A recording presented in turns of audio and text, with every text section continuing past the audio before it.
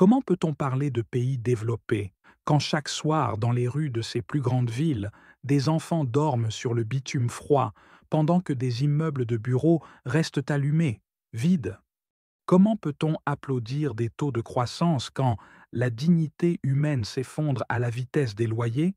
Sommes-nous devenus aveugles ou simplement indifférents? Le mot développé résonne comme une blague cruelle quand il s'agit de logement.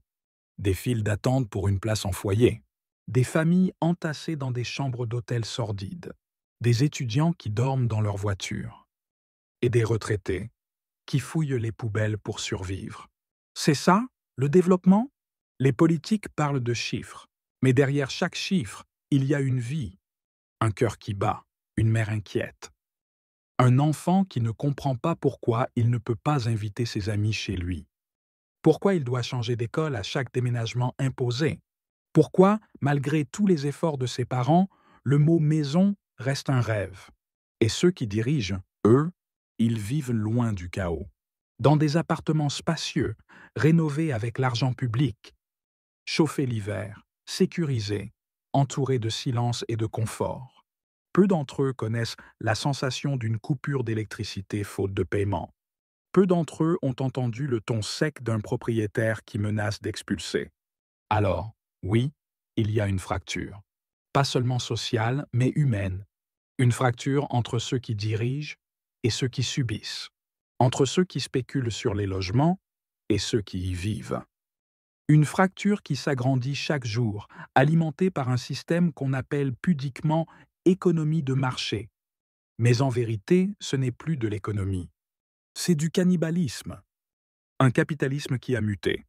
Une bête insatiable qui transforme les toits en actifs financiers, les murs en dividendes, les loyers en rente pour les plus riches et en chaîne pour les autres.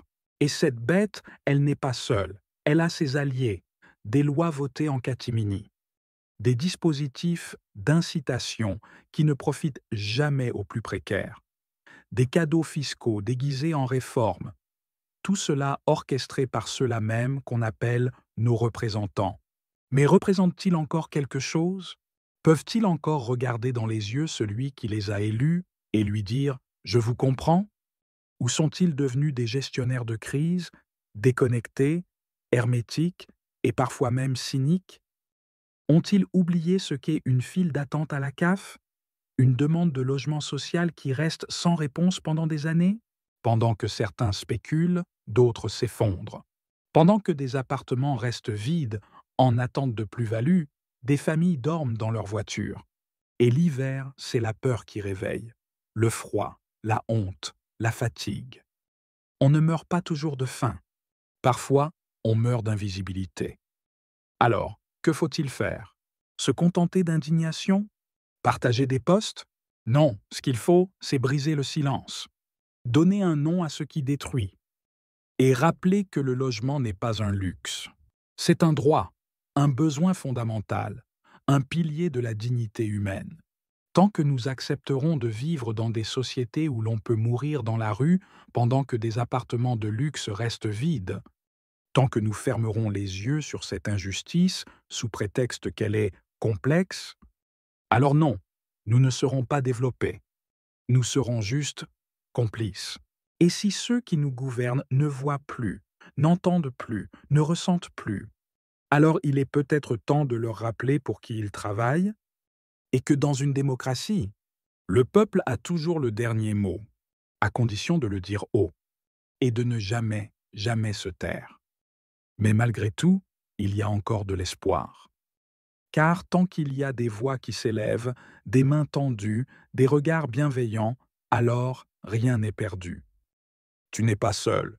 Il y a des gens, partout, qui se battent, qui veillent, qui croient encore à un monde plus juste. Des associations, des voisins, des âmes courageuses. Et toi, si tu regardes cette vidéo, c'est que tu fais partie de ceux qui voient. Et rien n'est plus puissant qu'un regard qui refuse l'indifférence.